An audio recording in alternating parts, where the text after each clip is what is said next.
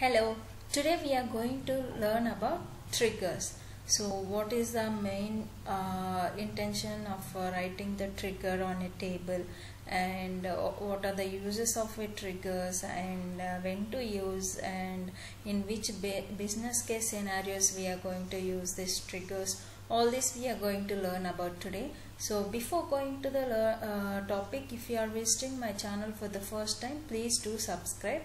Now let's start the topic.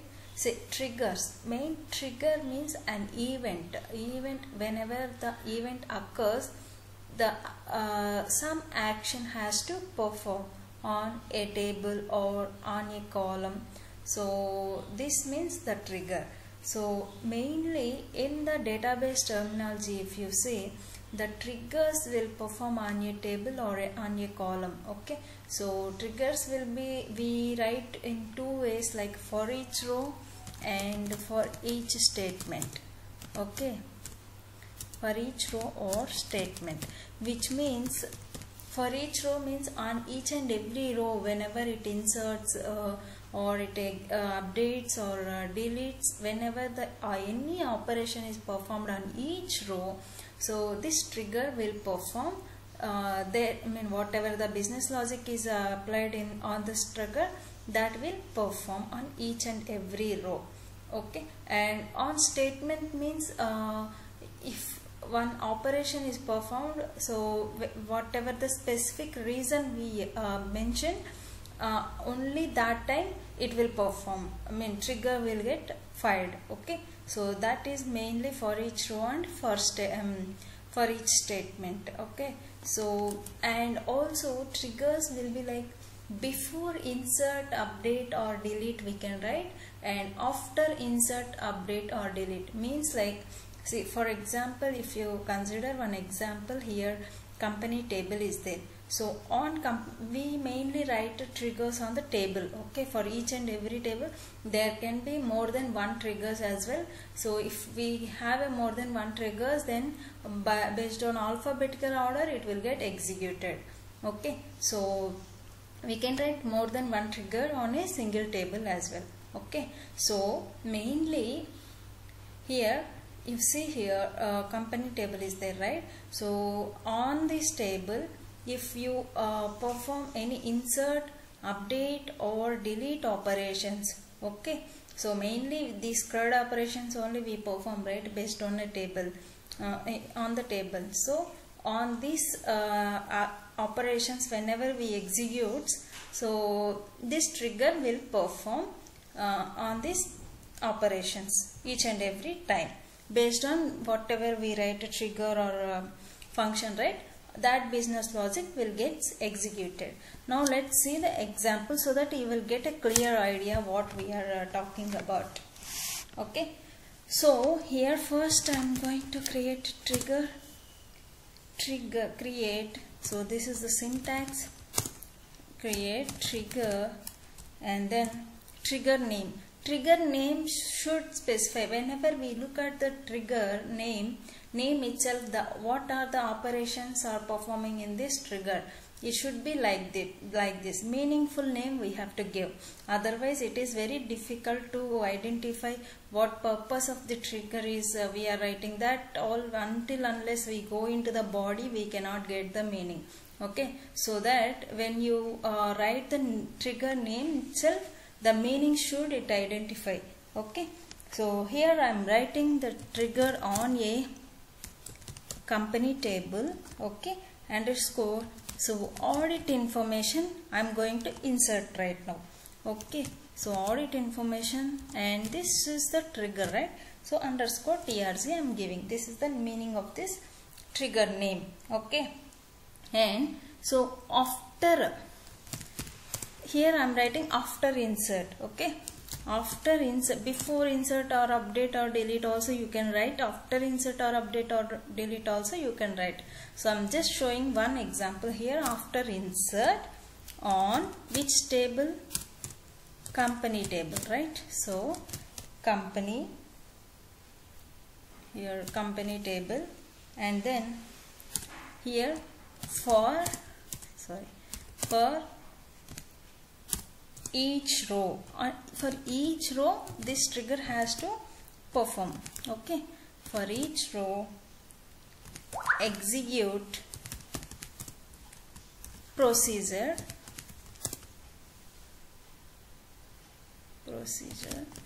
Okay, so here, so what procedure? Here we have to write a function name as function. Inside the function we have to write our business logic, whatever insert operation, that all. Okay, so just my function name is like audit log. Okay, just try to execute, it will give error because we have not yet created a function, whatever is we are executing. See here, it is saying function audit log, it does not exist. So first we create a function and then we execute a trigger. Okay, so now create a function here. Create or replace, I already explained in another video what is the function, how to write a function. These all syntax already there, so you can refer that video as well. Okay, so create or replace function audit log, right? So audit log, and then here this is the main thing. Okay, returns, this function should return always trigger. Okay, trigger as, so which trigger? Here what this main syntax is like, between the dollar symbols we have to give this trigger name. Okay, so this trigger name should write here.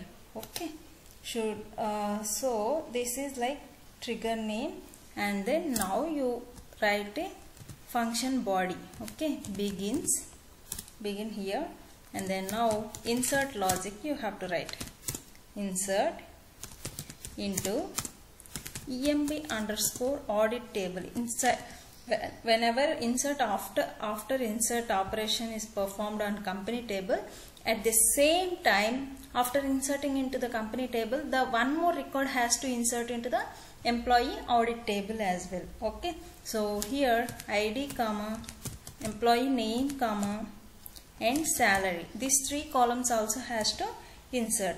So values, here this is mainly what we are going to talk about.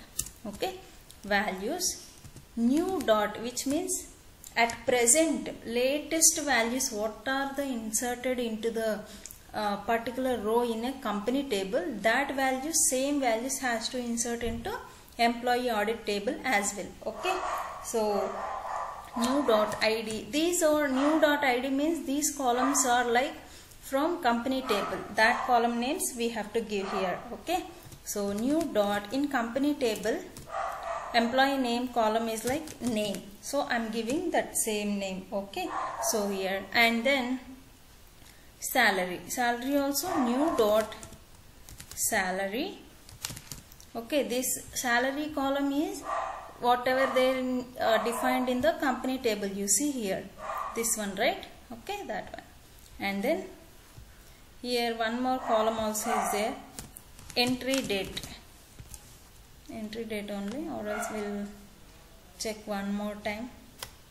Yeah, entry date column name is. Okay, and then so here underscore timestamp, so whatever, whenever we are executing that timestamp it will insert, so that we can identify that okay, present it got inserted. Okay, so now here this trigger, this function has to return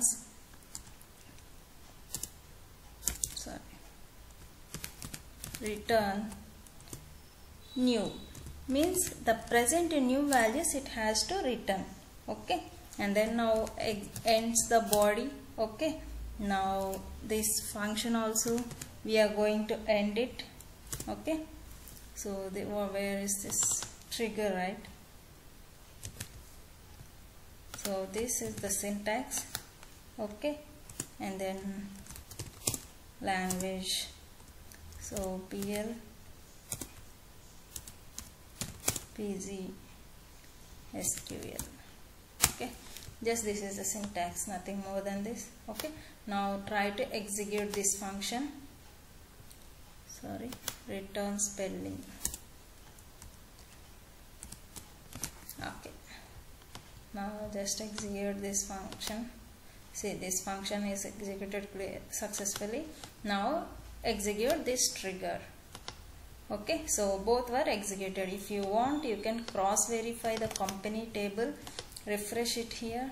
You see inside the triggers, see company underscore audit info trigger got executed, and here inside the functions also, if you refresh here also audit log function got inserted here. Okay, so now we'll see the output, the main aim of the trigger what we have written. So now on company table, if you try to insert one row, okay, then one more record has to execute into employee audit table. Insert into company, so values, here we are going to execute the values. Okay, so what are the columns first?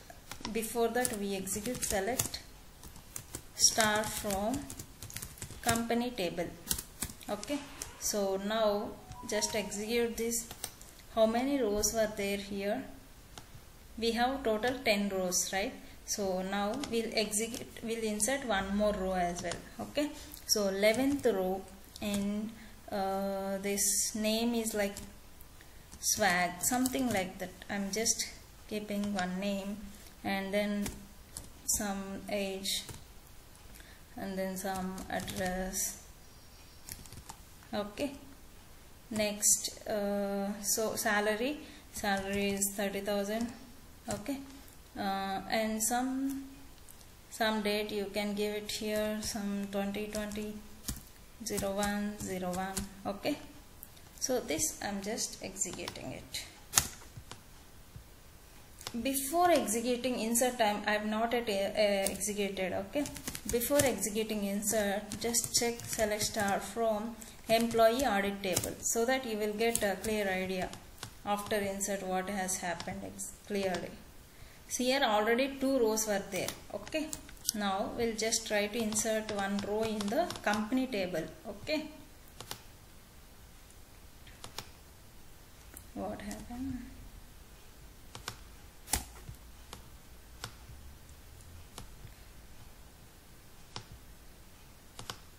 See, one row what inserted in the company table. If you execute, there should be 11th row also executed. Okay, see here this is inserted. Now in employee table we have not yet inserted, right? But the trigger has to performed already, right? So now just try to execute employee table. See, the 11th row also executed, and entry date is timestamp, current timestamp whatever we have executed 1510, so that it is inserting. So which means whenever we perform any operation on a table, it might be like before insert or after insert, update or delete, whatever the operation, irrespective of operation, if we write a trigger, so that it will execute. Okay, so the trigger will drops automatically. If you drop the table, then automatically it will drop. Okay, if you are not required that trigger. Okay, and the main usage of this trigger is like it will saves the time, and the audit information also will by default it will get inserted into the audit information, instead of doing 2 times insertion in the audit tables. And in many business scenarios we use these triggers. There is a major role it will perform in a database operations. Okay, so I hope you guys will understand well. So if you like this video, please like, share and comment. If you need any other sessions also, you can comment in the video, so that I can update the video. Okay, thank you so much.